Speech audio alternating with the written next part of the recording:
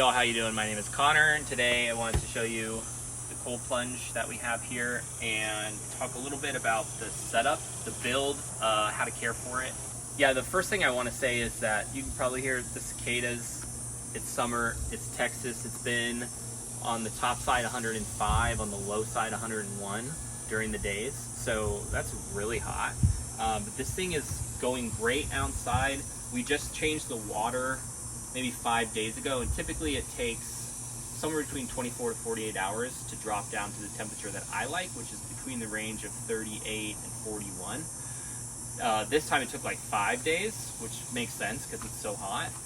But my point is that even being outside in super hot temperature, this thing's not running 24/7. It cools down to its proper temperature, cuts off. It's not overheating or doing anything weird. So totally okay to have in hot temperatures, in my opinion. Basically, it's just a standard freezer. That's all it is. Yeah, it's a standard freezer that you just add a couple conversions to. And the number one thing is getting the seals right. All of your inside freezers are going to have seams in them, and you basically need to seal the seams. The product that was recommended to me, I do not recommend to use. It was a JB Weld product. It was an epoxy, and in some ways it's very durable, and in some ways it's not as durable as you would expect for the amount of time that it takes to do it. Me and my buddy did the epoxy stuff, and it took like probably 2.5 hours for 2 people. And after a time, it started peeling up. If you look in here, you can kind of see this right here. Can you see that? This is the epoxy that's kind of come off of some of the corners. So some of it came off of the bottom as well. And basically, if some of those seals are getting broken, you're eventually going to get leaks. And it's probably okay for a time, but over time it's not very good for it to be leaking into the bottom and then coming out. So what I found is a product that's a caulk. You put it in a caulking gun, you cut off the top, and you run a bead of it, and then you can use your finger with a glove on to kind of smush it down and make a nice line. And it's kind of hard to see from here, but basically the caulking was redone on top of some of the epoxy. This is the original epoxy. This is the caulking. And I ran a fat bead down here, and then I took off the epoxy from the bottom all around, and I ran a new bead of caulking, and I just did like probably half a tube of this caulking that's made for boats that go in cold water. So it's definitely going to seal, and it's definitely been holding up much better than the JB Weld. The other important thing is your filter, and it's just a fish tank filter. And then you've got your little temperature gauge, and we can go inside in a minute. But the temperature gauge is what tells the freezer to turn off. So obviously if you're just running it without anything to tell it to turn off, it's going to turn into a huge block of ice. So this little pile of cords here, everything's doing something. This is a GFI, what's it called? I'll find the name for you. But anyway, it's just a surge protector basically. And this allows, if something funky happens with water and electricity, then it's going to stop right here rather than go to the circuit breaker, and that's convenient. This is never needed to come into play, but it's nice to have. Then it runs to this cord, which has 2 different things plugged into it. One is the fish filter, the fish tank filter, that big black thing, and that's running 24/7. Like when this is plugged in, that filter is on, and that's just obviously filtering the water. The other thing it's plugged into is the temperature cutoff. So this is a programmable temperature on-off switch essentially, and you put in how low you want it to go, and when it hits that temperature it'll turn off. And then you would program up here how high you want it to go before it turns back on. So my ratio is between 37 and 41, and as you can see right now the water's 38.8 degrees. And then you plug in the freezer to that on and off. So it's a pretty basic setup. So it really is a pretty basic setup. Your biggest cost most likely is going to be the freezer itself, and I was lucky to find one for $400. Yeah, I think it was $400 on Marketplace. It was basically a brand new freezer. It had only been used for a month. I think on like Home Depot, Lowe's, something like that, they're a little over $1,000 for the same size. I really like this size. think it's 5 cubic feet, but I'll double check and put it into the description. And then the other components, including the pump, totaled about $250. So for this entire thing, it was $650. And I mean, especially during summer, but really all the time, it's just been such a wonderful thing to have. I empty it. The last time I emptied it was probably like 4 months, maybe 5 months. We have friends that have one and they empty it maybe every couple of months, and it really just depends on how clean your body is before you're actually getting in here, and how many people are using it, how often you're using it. But you can tell when it needs to be clean before it gets totally weird. You can be like, cool, that's a little bit funky, I'm gonna switch the water out. And that process, there's different things to do. The pump that was recommended to me, it's not the pump that I would recommend.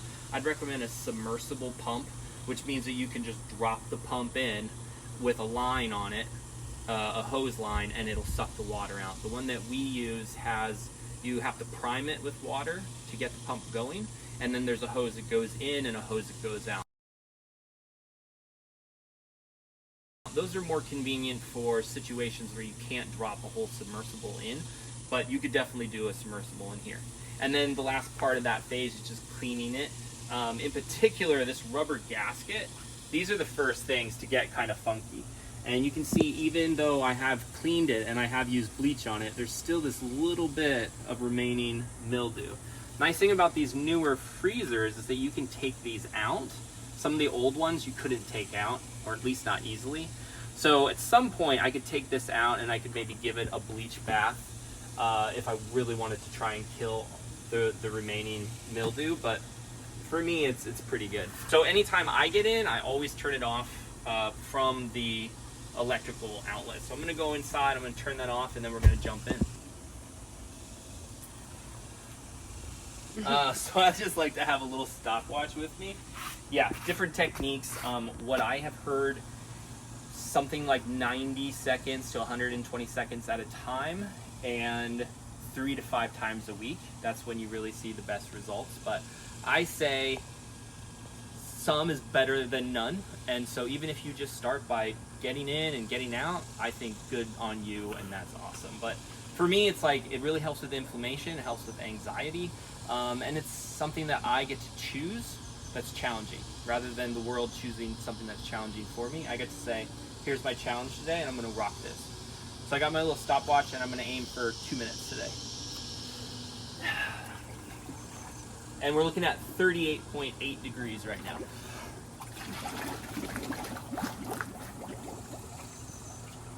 I also like to really submerge as much as possible. You have these big glands in your neck, you know?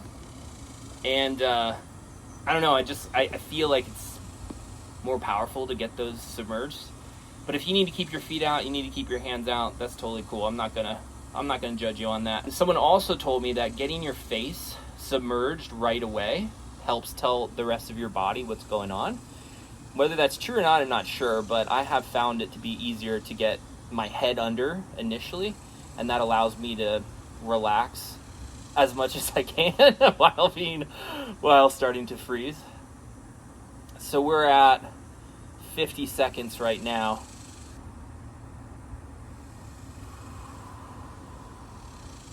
One of the first times I had the cold plunge, I had a bunch of my guys over from my men's group, and one of my guys jumped in, and he just wanted to kind of see how long he could go, and he did 5 minutes, first time ever being in a cold plunge, and he could not get warm after. I think it was just too much. So you can definitely overdo it. It's something to definitely be careful of, be mindful of, take seriously. And you know, it's great to push yourself, but it's not great to like beat yourself up and be mean to yourself. And he wasn't trying to do that. I'm just saying, you're a badass if you get in this thing, period. Doesn't matter how long you stay in, you're a badass. So we're at 153 right now. 206.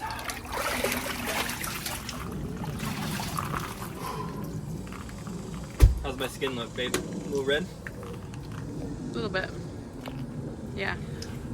Granted, we just watched, what was the movie that we saw? Project Iceman. Project Iceman, yeah.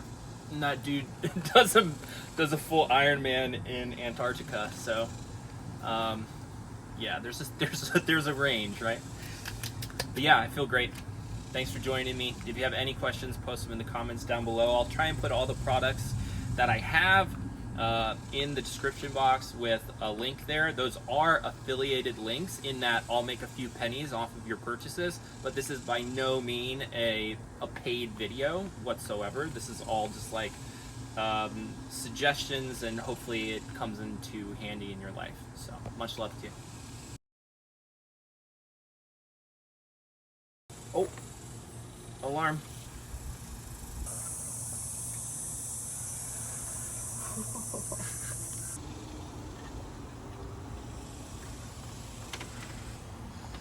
Oh, got a rust problem here. Oh, I gotta get a doodad. A doodad? I'll go get a doodad for that. Bigger. Why did you have it Propped up, so all the water is down in the corner, and that hose can suck it up faster.